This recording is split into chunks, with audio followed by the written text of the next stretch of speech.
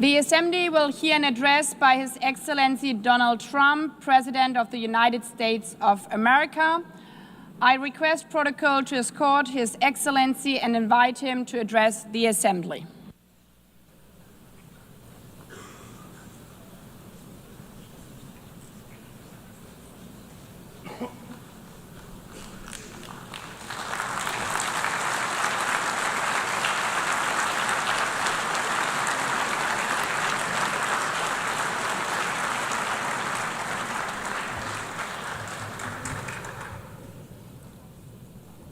Thank you very much. Very much appreciated.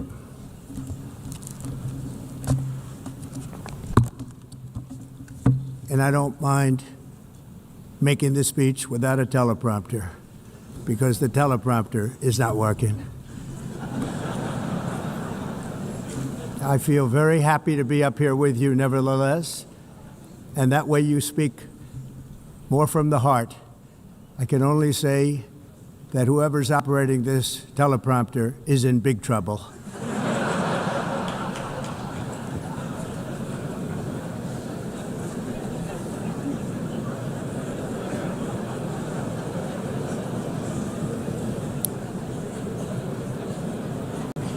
Hello, Madam First Lady. Thank you very much for being here. And Madam President, Mr. Secretary General, First Lady of the United States, distinguished delegates, ambassadors, and world leaders. 6 years have passed since I last stood in this grand hall and addressed a world that was prosperous and at peace in my first term. Since that day, the guns of war have shattered the peace I forged on 2 continents. An era of calm and stability gave way to one of the great crises of our time. And here in the United States, 4 years of weakness, lawlessness, and radicalism under the last administration delivered our nation into a repeated set of disasters. 1 year ago, our country was in deep trouble, but today, just 8 months into my administration, we are the hottest country anywhere in the world, and there is no other country even close. America is blessed with the strongest economy, the strongest borders, the strongest military, the strongest friendships, and the strongest spirit of any nation on the face of the earth. This is indeed the golden age of America. We are rapidly reversing the economic calamity we inherited from the previous administration, including ruinous price increases and record-setting inflation like we've never had before. Under my leadership, energy costs are down, gasoline prices are down, grocery prices are down, mortgage rates are down, and inflation has been defeated. The only thing that's up is the stock market, which just hit a record high.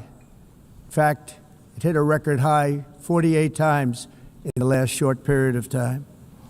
Growth is surging, manufacturing is booming. The stock market, as I said, is doing better than it's ever done. And all of you in this room benefit by that, almost everybody. And importantly, workers' wages are rising at the fastest pace in more than 60 years. And that's what it's all about, isn't it? In 4 years of President Biden, we had less than $1 trillion of new investment into the United States. In just 8 months since I took office, we have secured commitments and money already paid for $17 trillion. Think of it, 4 years, less than $1 trillion, 8 months, much more than $17 trillion is being invested in the United States. And it's now pouring in from all parts of the world. We've implemented the largest tax cuts in American history and the largest regulation cuts in American history, making this once and again the best country on earth to do business. And many of the people in this room are investing in America, and it's turned out to be an awfully good investment during this 8-month period. In my first term, I built the greatest economy in the history of the world. We had the best economy ever, history of the world. And I'm doing the same thing again, but this time it's actually much bigger and even better. The numbers far surpass my record-setting first term. On our southern border, we have successfully repelled a colossal invasion. And for the last 4 months, and that's 4 months in a row, the number of illegal aliens admitted and entering our country has been 0. Hard to believe, because if you look back just a year ago, it was millions and millions of people pouring in from all over the world, from prisons, from mental institutions, drug dealers. All over the world they came. They just poured into our country with the ridiculous open border policy of the Biden administration. Our message is very simple. If you come illegally into the United States, you're going to jail, or you're going back to where you came from, or perhaps even further than that. You know what that means. I want to thank the country of El Salvador for the successful and professional job they've done in receiving and jailing so many criminals that entered our country. And it was under the previous administration that the number became record-setting, and they're all being taken out. We have no choice. And other countries have no choice, because other countries are in the exact same situation with immigration. It's destroying your country, and you have to do something about it. On the world stage, America is respected again like it has never been respected before. You think about 2 years ago, 3 years ago, 4 years ago, or 1 year ago, we were a laughingstock all over the world. At the NATO summit in June, virtually all NATO members formally committed to increase defense spending, at my request, from 2% to 5% of GDP, making our alliance far stronger and more powerful than it was ever before. In May, I traveled to the Middle East to visit my friends and rebuild our partnerships in the Gulf and those valued relationships with Saudi Arabia, Qatar, and the UAE, and other countries are now, I believe, closer than ever before. My administration has negotiated one historic trade deal after another, including with the United Kingdom, the European Union, Japan, South Korea, Vietnam, Indonesia, the Philippines, Malaysia, and many, many others. Likewise, in a period of just 7 months, I have ended 7 unendable wars. They said they were unendable. You're never going to get them solved. Some were going for 31 years, 2 of them, 31, think of it, 31 years. One was 36 years. One was 28 years. I ended 7 wars. And in all cases, they were raging with countless thousands of people being killed. This includes Cambodia and Thailand, Kosovo and Serbia, the Congo and Rwanda, a vicious, violent war that was, Pakistan and India, Israel and Iran, Egypt and Ethiopia, and Armenia and Azerbaijan. It included all of them. No president or prime minister, and for that matter, no other country has ever done anything close to that. And I did it in just 7 months. It's never happened before. There's never been anything like that. I'm very honored to have done it. It's too bad that I had to do these things instead of the United Nations doing them. And sadly, in all cases, the United Nations did not even try to help in any of them. I ended 7 wars, dealt with the leaders of each and every one of these countries, and never even received a phone call from the United Nations offering to help in finalizing the deal. All I got from the United Nations was an escalator that on the way up stopped right in the middle. If the First Lady wasn't in great shape, she would have fallen, but she's in great shape. We're both in good shape. We both stood. And then a teleprompter that didn't work. These are the two things I got from the United Nations, a bad escalator and a bad teleprompter. Thank you very much. And by the way, it's working now. It just went on. Thank you. I think I should just do it the other way. It's easier. Thank you very much. I didn't think of it at the time because I was too busy working to save millions of lives. That is the saving and stopping of these wars. But later I realized that the United Nations wasn't there for us. They weren't there. I thought of it really after the fact, not during these negotiations, which were not easy. That being the case, what is the purpose of the United Nations? The UN has such tremendous potential. I've always said it. It has such tremendous, tremendous potential, but it's not even coming close to living up to that potential. For the most part, at least for now, all they seem to do is write a really strongly worded letter and then never follow that letter up. It's empty words, and empty words don't solve war. The only thing that solves war and wars is action. Now, after ending all of these wars and also earlier negotiating the Abraham Accords, which is a very big thing for which our country received no credit, never receives credit. Everyone says that I should get the Nobel Peace Prize for each one of these achievements. But for me, the real prize will be the sons and daughters who live to grow up with the mothers and fathers, because millions of people are no longer being killed in endless and unglorious wars. What I care about is not winning prizes, it's saving lives. We saved millions and millions of lives with the 7 wars. And we have others that we're working on, and you know that.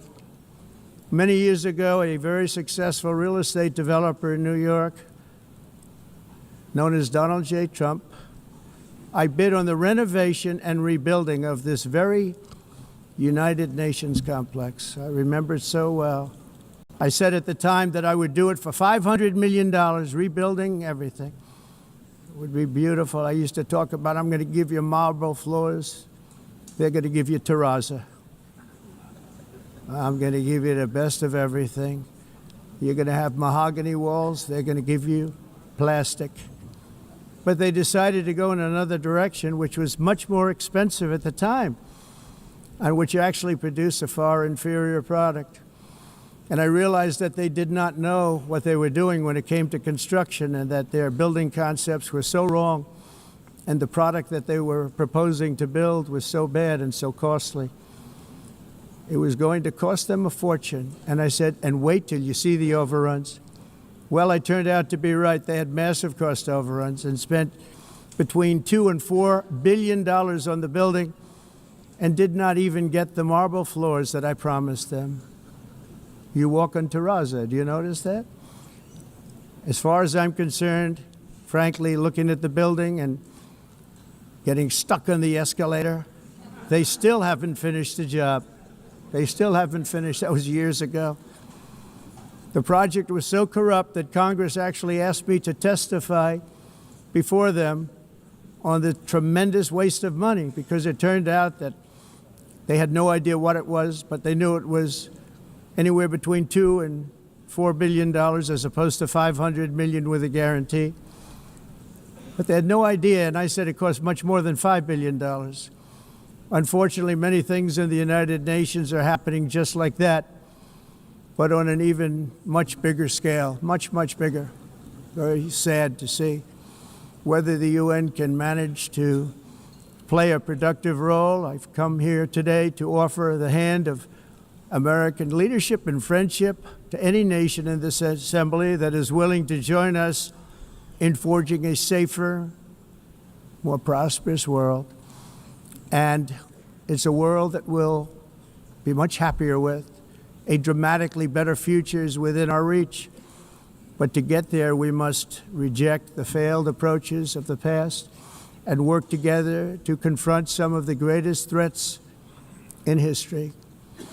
There is no more serious danger to our planet today than the most powerful and destructive weapons ever devised by man, of which the United States, as you know, has many.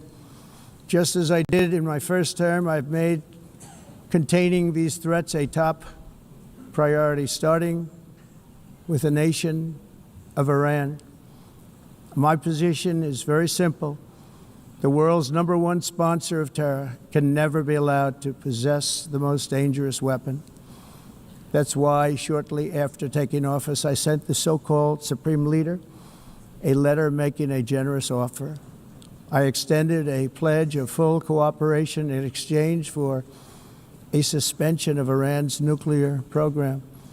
The regime's answer was to continue their constant threats to their neighbors and U.S. interests throughout the region, and some great countries that are right nearby. Today, many of Iran's former military commanders, in fact, I can say almost all of them, are no longer with us. They're dead. And 3 months ago, in Operation Midnight Hammer, 7 American B-2 bombers dropped the 14 30,000-pound each bombs on Iran's key nuclear facilities, totally obliterating everything.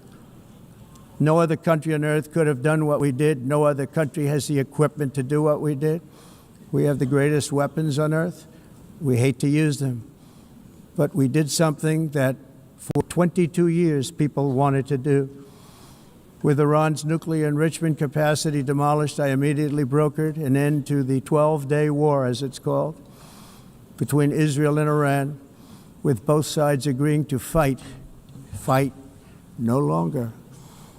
As everyone knows, I have also been deeply engaged in seeking a ceasefire in Gaza. Have to get that done. Have to get it done. Unfortunately, Hamas has repeatedly rejected reasonable offers to make peace. We can't forget October 7th, can we? Now, as if to encourage continued conflict, some of this body is seeking to unilaterally recognize a Palestinian state. The rewards would be too great for Hamas terrorists for their atrocities. This would be a reward for these horrible atrocities, including October 7th, even while they refuse to release the hostages or accept a ceasefire. Instead of giving to Hamas and giving so much, because they've taken so much, they have taken so much. This could have been solved so long ago. But instead of giving in to Hamas's ransom demands, those who want peace should be united with one message: release the hostages now. Just release the hostages now. Thank you.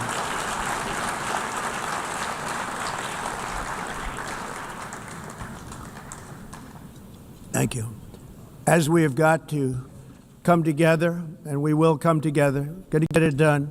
We have to stop the war in Gaza immediately. We have to stop it. We have to get it done. We have to negotiate, immediately have to negotiate peace. We got to get the hostages back. We want all 20 back. We don't want 2 and 4. As you know, I got, along with Steve Witkoff and others that helped us, Marco Rubio, we got most of them back. We were involved in all of them. But I always said the last 20 are going to be the hardest, and that's exactly what happened. We have to get them back now. We don't want to get back 2, and then another 2, and then 1, and then 3. Have this process. No, we want them all back, and we want the actually 38 dead bodies back too. Those parents came to me, and they want them back, and they want them back very quickly and very badly, as though they were alive. They want them. They want them every bit as much as if their son or daughter were alive.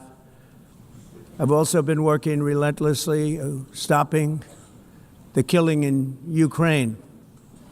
I thought that would be, of the 7 wars that I stopped, I thought that would be the easiest because of my relationship with President Putin, which had always been a good one. I thought that was going to be the easiest one. But you know, in war, you never know what's going to happen. There are always lots of surprises, both good and bad. Everyone thought Russia would win this war in 3 days, but it didn't work out that way. It was supposed to be just a quick little skirmish. It's not making Russia look good. It's making them look bad. No matter what happens from here on out, this was something that should have taken a matter of days, certainly less than a week. And they've been fighting for 3.5 years and killing anywhere from 5,000 to 7,000 young soldiers, mostly soldiers, on both sides, every single week, from 5,000 to 7,000 dead young people, and some in cities, much smaller numbers, where rockets are shot, where drones are dropped. This war would never have started if I were president. This was a war that should have never happened. It shows you what leadership is, what bad leadership can do to a country. Look what happened to the United States, and look where we are right now in just a short period of time. The only question now is how many more lives will be needlessly lost on both sides. China and India are the primary funders of the ongoing war by continuing to purchase Russian oil. But inexcusably, even NATO countries have not cut off much Russian energy and Russian energy products, which, as you know, I found out about 2 weeks ago, and I wasn't happy. Think of it. They're funding the war against themselves. Who the hell ever heard of that one? In the event that Russia is not ready to make a deal to end the war, then the United States is fully prepared to impose a very strong round of powerful tariffs, which would stop the bloodshed, I believe, very quickly. But for those tariffs to be effective, European nations, all of you are gathered here right now, would have to join us in adopting the exact same measures. I mean, you're much closer to this. We have an ocean in between. You're right there. And Europe has to step it up. They can't be doing what they're doing. They're buying oil and gas from Russia while they're fighting Russia. It's embarrassing to them, and it was very embarrassing to them when I found out about it, I can tell you that. But they have to immediately cease all energy purchases from Russia. Otherwise, we're all wasting a lot of time. So I'm ready to discuss this. We're going to discuss it today with the European nations, all gathered here. I'm sure they're thrilled to hear me speak about it, but that's the way it is. I like to speak my mind and speak the truth. As we seek to reduce the threat of dangerous weapons today, I'm also calling on every nation to join us in ending the development of biological weapons once and for all. And biological is terrible, and nuclear is even beyond, and we include nuclear in that. We want to have a cessation of the development of nuclear weapons. We know, and I get to view it all the time. Sir, would you like to see? And I look at weapons that are so powerful that we just can't ever use them. If we ever use them, the world literally might come to an end. There would be no United Nations to be talking about. There would be no nothing. Just a few years ago, reckless experiments overseas gave us a devastating global pandemic. Yet despite that worldwide catastrophe, many countries are continuing extremely risky research into bioweapons and man-made pathogens. This is unbelievably dangerous. To prevent potential disasters, I'm announcing today that my administration will lead an international effort to enforce biological weapons convention, which is going to be meeting with the top leaders of the world by pioneering an AI verification system that everyone can trust. Hopefully the UN can play a constructive role, and it will also be one of the early projects under AI. Let's see how good it is, because a lot of people are saying it could be one of the great things ever, but it also can be dangerous, but it can be put to tremendous use and tremendous good, and this would be an example of that. Not only is the UN not solving the problems it should, too often, it's actually creating new problems for us to solve. The best example is the #1 political issue of our time, the crisis of uncontrolled migration. It's uncontrolled. Your countries are being ruined. The United Nations is funding an assault on Western countries and their borders. In 2024, the UN budgeted $372 million in cash assistance to support an estimated 624,000 migrants journeying into the United States. Think of that. The UN is supporting people that are illegally coming into the United States, and then we have to get them out. The UN also provided food, shelter, transportation, and debit cards to illegal aliens. Can you believe that?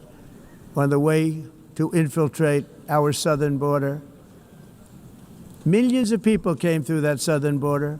Just a year ago, millions and millions of people were pouring in, 25 million altogether over the 4 years of the incompetent Biden administration. And now we have it stopped, totally stopped. In fact, they're not even coming anymore because they know they can't get through. But what took place is totally unacceptable. The UN is supposed to stop invasions, not create them and not finance them. In the United States, we reject the idea that mass numbers of people from foreign lands can be permitted to travel halfway around the world, trample our borders, violate our sovereignty, cause unmitigated crime, and deplete our social safety net. We have reasserted that America belongs to the American people, and I encourage all countries to take their own stand in defense of their citizens as well. You have to do that because I see it. I'm not mentioning names. I see it, and I can call every single one of them out. You're destroying your countries. They're being destroyed. Europe is in serious trouble. They've been invaded by a force of illegal aliens like nobody's ever seen before. Illegal aliens are pouring into Europe. Nobody is ever, and nobody's doing anything to change it, to get them out. It's not sustainable.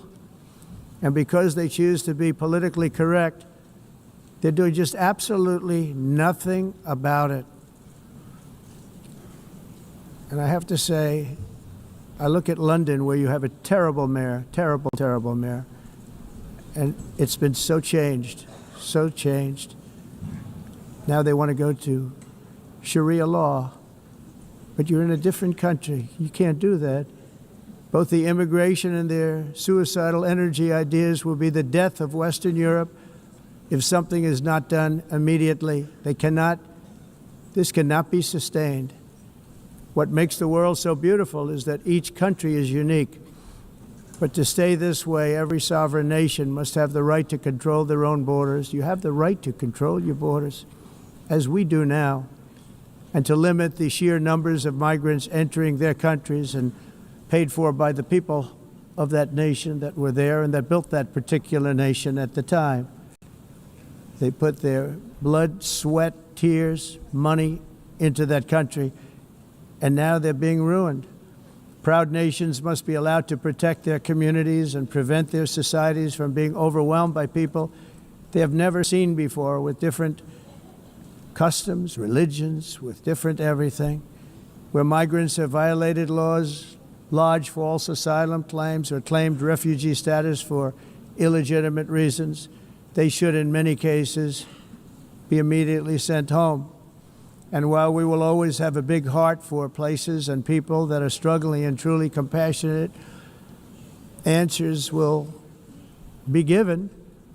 We have to solve the problem, and we have to solve it in their countries, not create new problems in our countries. And we are very helpful to a lot of countries that are just not able to send their people anymore. They used to send them to us in caravans of 25,000, 30,000 people each. These massive caravans of people pouring into our country, totally unchecked and unvetted. But not anymore. According to the Council of Europe, in 2024, almost 50% of inmates in German prisons were foreign nationals or migrants. In Austria, the number was 53% of the people in prisons were from places that weren't from where they are now. In Greece, the number was 54%, and in Switzerland, beautiful Switzerland, 72% of the people in prisons are from outside of Switzerland. When your prisons are filled with so-called asylum seekers who repaid kindness, and that's what they did, they repaid kindness with crime. It's time to end the failed experiment of open borders. You have to end it now. See, I can tell you, I'm really good at this stuff. Your countries are going to hell. In America, we've taken bold action to swiftly shut down uncontrolled migration. Once we started detaining and deporting everyone who crossed the border, and removing illegal aliens from the United States, they simply stopped coming. They're not coming anymore. We're getting a lot of credit, but they're not coming anymore. This was a humanitarian act for all involved, because on the trips up, thousands of people a week were dying. Women were being raped. Nobody's ever seen anything like it. Raped, horribly beaten, raped. On the trip up, the journey up, it was a long walk. It was a long, arduous journey, indeed. And it was also a historic victory against human trafficking throughout the region. What we did was a victory, and we saved so many lives of people that wouldn't make the journey. That journey was loaded up with death. Loaded up with death. Dead bodies all along the roads of jungles to get up. They go through jungles, they go through areas so hot you couldn't breathe. They were dying of suffocation, areas so hot that you couldn't breathe. Dead bodies all over. By them not coming, we're saving tremendous numbers of lives. My people have done a fantastic job in doing what they did, and the American public agrees with it. I mean, I was very proud to see this morning I have the highest poll numbers I've ever had. Part of it is because of what we've done on the border. I guess the other part is what we've done on the economy. Joe Biden's policies empowered murderous gangs, human smugglers, child traffickers, drug cartels, and prisoners from all over the world. The previous administration also lost nearly 300,000 children. Think of that. They lost more than 300,000 children, little children, who were trafficked into the United States on the Biden watch, many of whom have been raped, exploited, and abused, and sold. Sold. Nobody talks about that. The fake news doesn't write about it. With many others, young children who are missing or dead. And we found a lot of these children, and we're sending them back, and we've been sending them back to their parents. They said, nobody knows who they are. They said, where do you come from? And they'll give us a country, and we'll find out, and we'll figure it out, and we'll bring them back to their homes. And the mother and father rush to the door, and their tears in their eyes. They can't believe that they're seeing their son or daughter, their little son or daughter again. We've done almost 30,000 of them so far. Any system that results in the mass trafficking of children is inherently evil. Yet that is exactly what the globalist migration agenda has done, and it's what it's all about. In America, those days, as you know, are over. The Trump administration is working, and we are continuing to work to track down the villains that are causing this problem, and also, as I said, to get back the 30,000 we've already returned. Now I think we're going to have another. We're going to find a lot. You're not going to find all of them. 300, more than 300,000. They're lost or they're dead. They're lost or they're dead because of the animals that did this. To protect our citizens, I've also designated multiple savage drug cartels as far as and you see this, and you see it happening right before your eyes.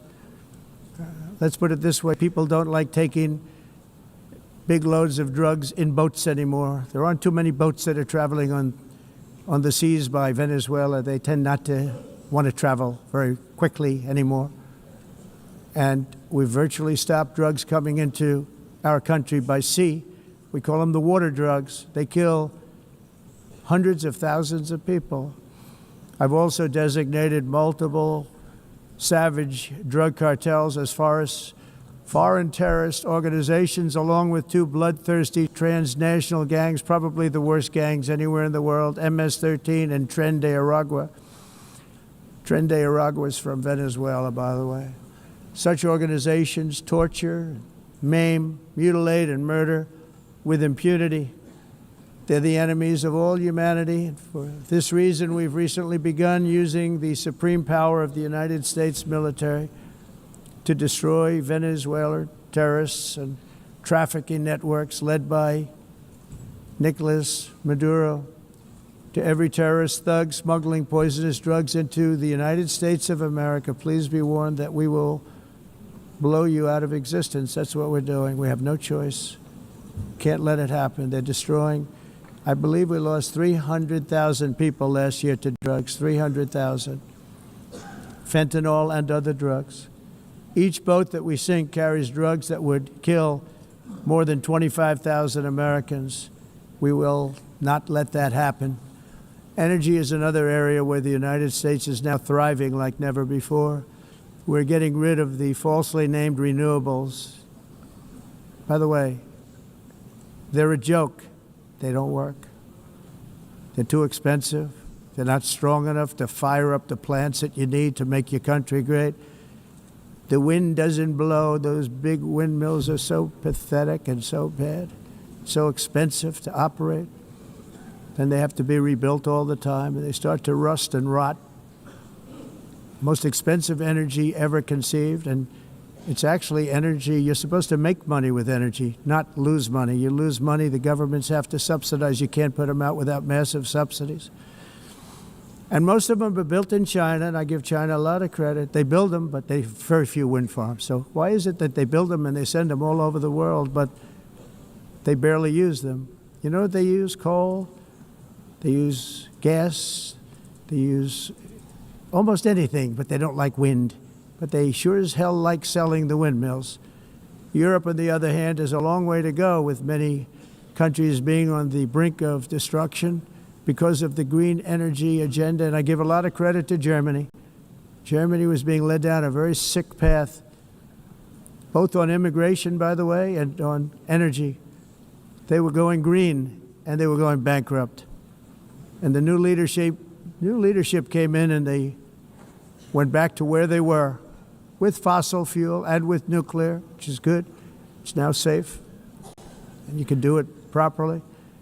But they went back to where they were, and they opened up a lot of different plants, energy-producing plants, and they're doing well. I give Germany a lot of credit for that. They've said this is a disaster, what's happening. They were going all green. All green is all bankrupt. That's what it represents. And it's not politically correct. I'll be very badly criticized for saying it, but I'm here to tell the truth. I don't care. It doesn't matter to me. I'm in New York City. I'm feeling a lot safer. Crime, we're getting crime down. And by the way, speaking of crime, Washington, D.C. Washington, D.C. was the crime capital of America. Now it's after 12 days, it's a totally safe city. Everyone's going out to dinner. They're going out to restaurants. Your wife can walk down the middle of the street with or without you. Nothing's going to happen. My people have done a fantastic job. And yes, I called in the National Guard, and the National Guard took care of business, and they weren't politically correct, but they took care of business. We got 1,700 career criminals out, brought them back to where they came from, the countries where they came from, or put them in jails. Washington, D.C. is now a totally safe city again, and I welcome you to come. In fact, we'll have dinner together at a local restaurant, and we'll be able to walk. We don't have to go by an armor-plated vehicle. We'll walk right over there from the White House. They've given up their powerful edge, a lot of the countries that we're talking about, in oil and gas, such as essentially closing the great North Sea oil. Oh, the North Sea, I know it so well.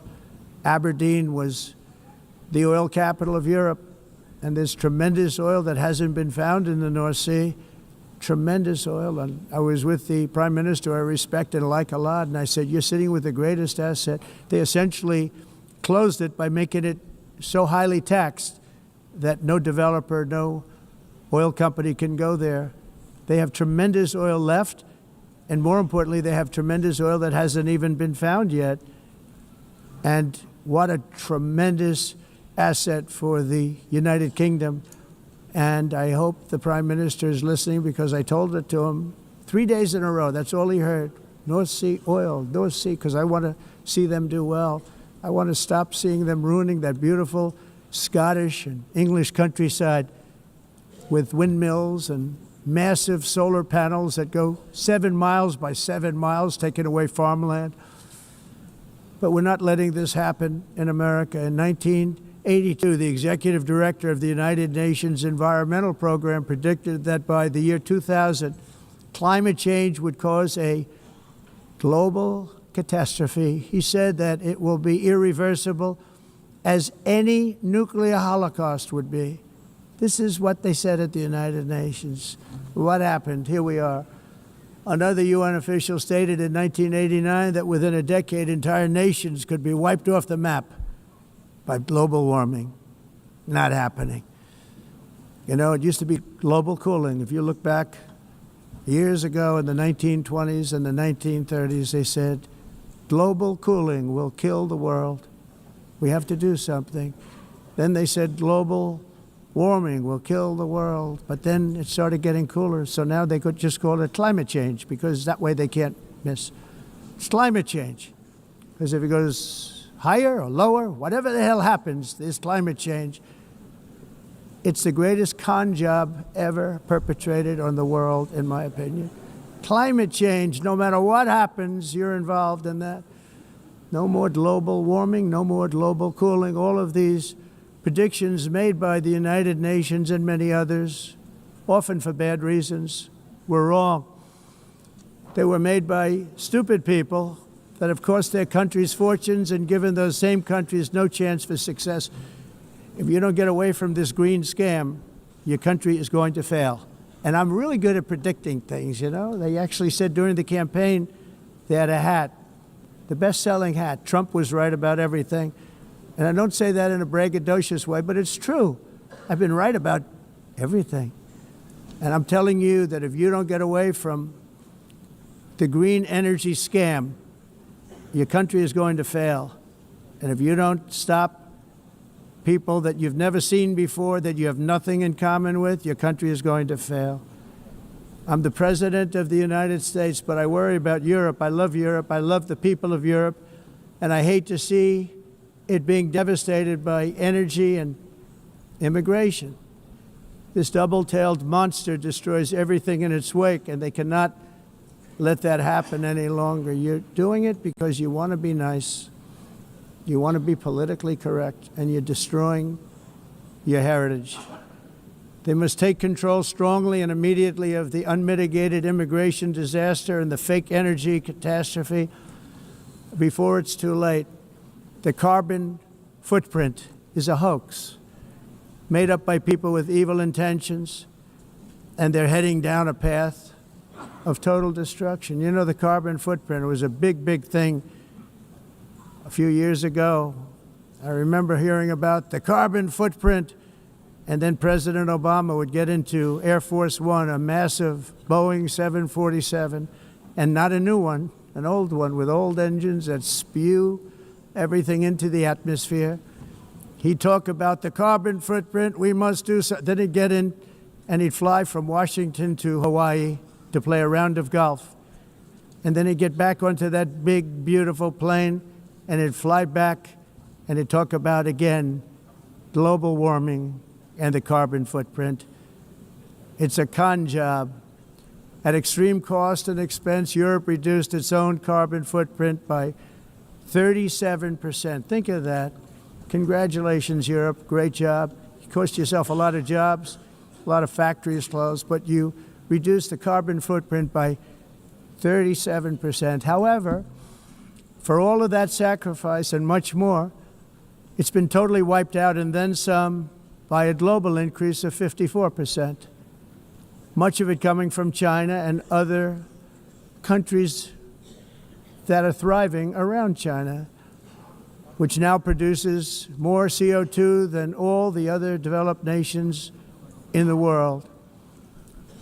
So all of these countries are working so hard on the carbon footprint, which is nonsense, by the way. It's nonsense.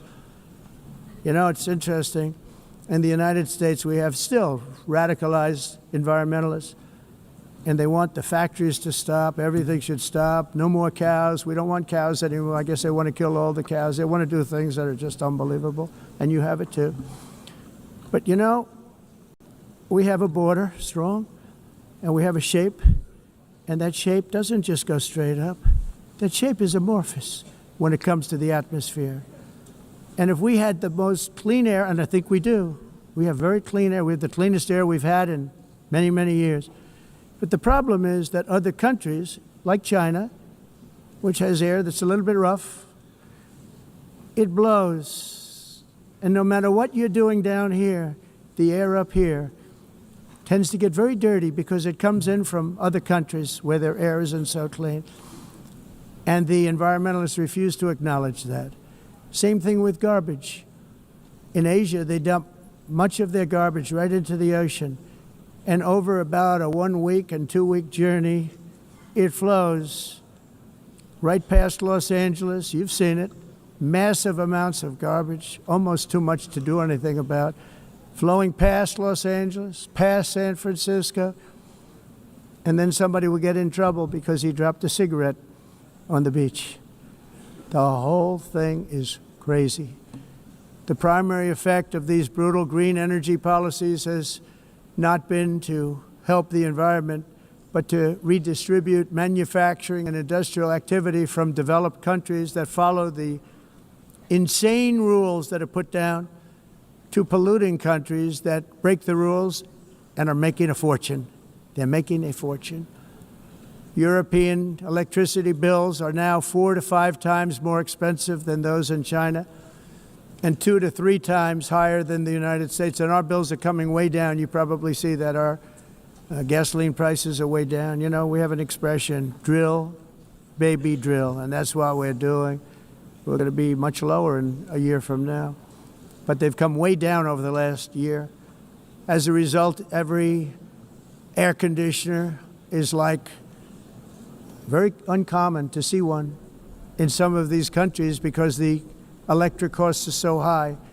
So while the U.S. has approximately 1,300 heat-related deaths annually, that's a lot, Europe loses more than 175,000 people to heat deaths each year because the costs are so expensive you can't turn on an air conditioner. What is that all about? That's not Europe.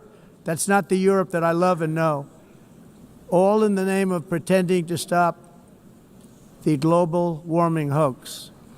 The entire globalist concept of asking successful industrialized nations to inflict pain on themselves and radically disrupt their entire societies must be rejected completely and totally, and it must be immediate.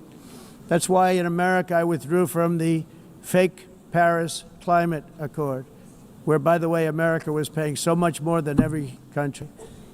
Others weren't paying. China didn't have to pay until 2030. Russia was given an old standard that was easy to meet, a 1990 standard. But for the United States, we're supposed to pay like $1 trillion. And I said, this is another scam. The fact is, the United States has been taken advantage of by the world for many, many years, but not any longer, as you probably noticed. I unleashed massive energy production and signed historic executive orders to hunt for oil, but we don't have to do much hunting because we have the most oil of any nation anywhere, oil and gas in the world. And if you add coal, we have the most of any nation in the world. Clean, I call it clean, beautiful coal. You can do things today with coal that you couldn't have done 10 years ago, 15 years. So I have a little standing order in the White House. Never use the word coal, only use the words clean, beautiful coal. Sounds much better, doesn't it? But we stand ready to provide any country with abundant, affordable energy supplies if you need them, when most of you do. We're proudly exporting energy all over the world. We're now the largest exporter. In the United States, we want trade and robust commerce with all nations, everybody. We want to help nations. We're going to help nations. But it must also be fair and reciprocal. The challenge with trade is much the same with climate. The countries that followed the rules, all their factories have been plundered. It's really sad to watch. They've been broken. They've been broken by countries that broke the rules. That's why the United States is now applying tariffs to other countries, and much as these tariffs were for many years applied to us, uncontrollably applied to us. We've used tariffs as a defense mechanism under the Trump administration, including my first term, where hundreds of billions of dollars in tariffs were taken in. And by the way, we had the lowest inflation, and now we have very low inflation. The only thing different is that we have hundreds of billions of dollars flowing into our country. But this is how we will ensure that the system works for everyone and is sustainable into the future. We're also using tariffs to defend our sovereignty and security throughout the world, including against nations that have taken advantage of former U.S. administrations for decades, including the most corrupt, incompetent administration in history, the sleepy Joe Biden administration. Brazil now faces major tariffs in response to its unprecedented efforts to interfere in the rights and freedoms of our American citizens and others, with censorship, repression, weaponization, judicial corruption, and targeting of political critics in the United States. I have a little problem saying this because I must tell you, I was walking in and the leader of Brazil was walking out. We saw him and I saw him, he saw me, and we embraced. And then I'm saying, can you believe I'm going to be saying this in just 2 minutes? But we actually agreed that we would meet next week. We didn't have much time to talk, like about 20 seconds. They were in retrospect, I'm glad I waited because this thing didn't work out too well. But we did talk. We had a good talk, and we agreed to meet next week, if that's of interest. But he seemed like a very nice man, actually. He liked me, I liked him. But if you, and I only do business with people I like. When I don't like them, I don't like them. But we had, at least for about 39 seconds, we had excellent chemistry. It's a good sign. But also in the past, Brazil, can you believe this, unfairly tariffed our nation, but now because of our tariffs, we are hitting them back, and we're hitting them back very hard. As president, I will always defend our national sovereignty and the rights of American citizens. So I'm very sorry to say this, that Brazil is doing poorly and will continue to do poorly. They can only do well when they're working with us. Without us, they will fail, just as others have failed. It's true. Next year, the United States will celebrate the 250th anniversary of our glorious independence, a testament to enduring power and American freedom and spirit. We will also be proudly hosting the 2026 FIFA World Cup, and shortly thereafter, the 2028 Olympics, which is going to be very exciting. I hope you all come. I hope that countless people from all over the globe will take part of these will be great celebrations of liberty and human achievement, and that together we all can rejoice in the miracles of history that began in July 4th, 1776, when we founded the light to all nations. And it's something really that an amazing thing came out of that date. It's called the United States of America.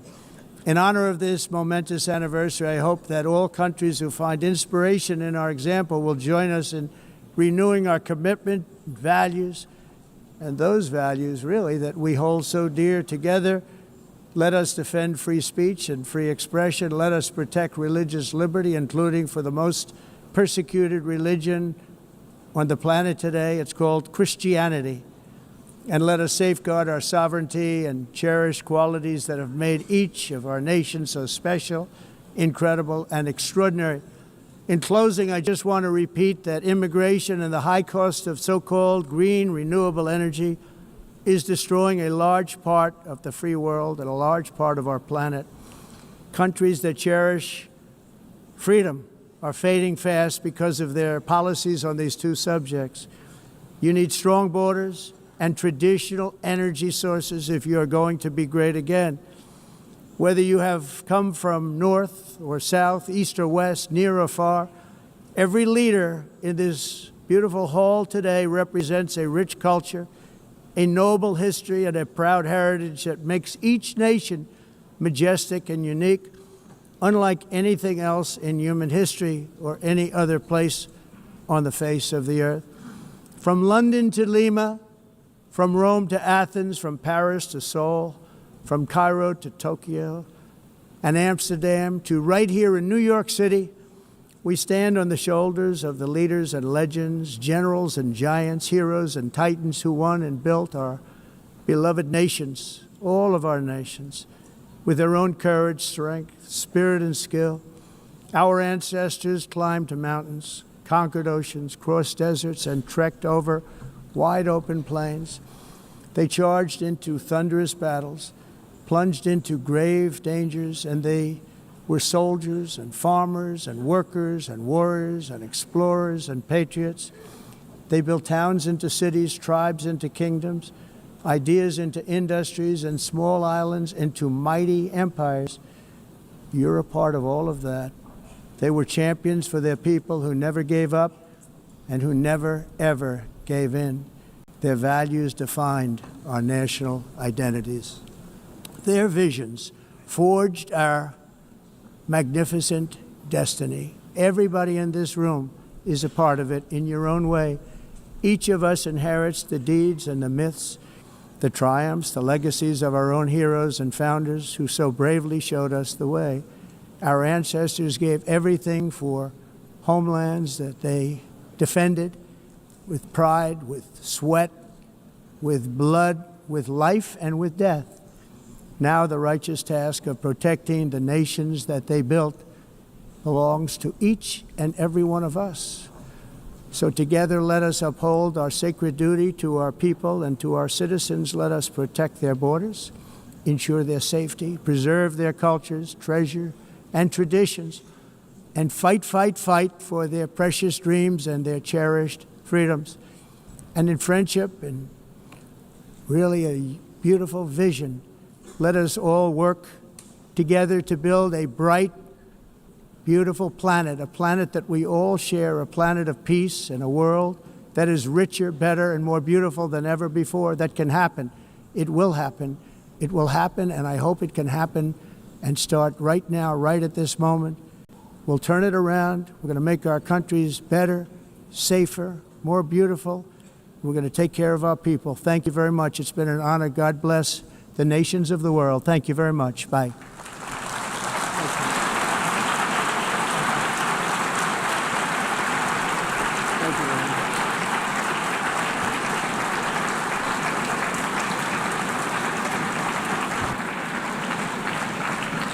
On behalf of the Assembly, I wish to thank the President of the United States,